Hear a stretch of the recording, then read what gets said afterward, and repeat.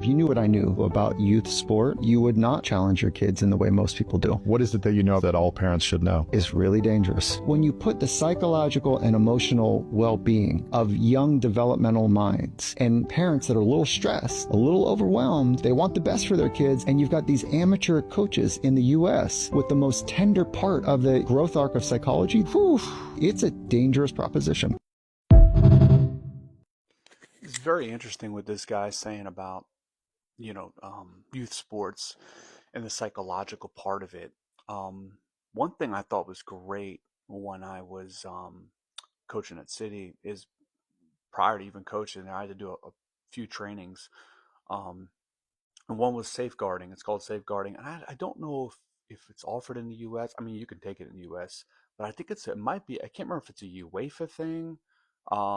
But it's a training that I'm not sure is offered here in the US, or pushed, I should say, or promoted here in the United States. And there was other trainings as well. And I don't remember the exact training actually this was from, but I'll never forget that this one training I did talked about how yelling at kids, raising your voice at kids is verbally abusive. Um, Completely agree. Completely agree. Actually, in my opinion too, yelling at anyone is verbally abusive, right? It could be your spouse, your kids, your friend, like just yelling at them in a mean way, right? To me, that's verbally abusive, my opinion. And it's funny, it's interesting because I've seen videos out there, and I'm sure many of you have as well, where you'll see these coaches, older school, we'll call them old school coaches. They doesn't matter about age, but they just have that old school mindset where it's like you need to get on these kids and yell at them. That's not the way you train kids. That's not the way you train kids, in my opinion. And you got to be careful, and even how much you push kids. At the high school level is probably where you could really start pushing youth players more.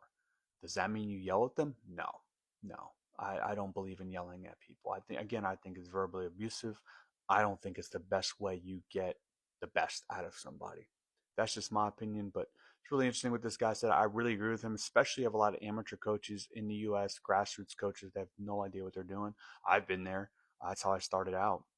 You know, you're not really giving any what's the word, training or guidance on how to coach and deal with kids. You're just, hey, oh, you want to volunteer and help the team? Perfect. And don't get me wrong, I think it's great to have volunteer coaches. We need them. I mean, where would grassroots soccer be without volunteer coaches?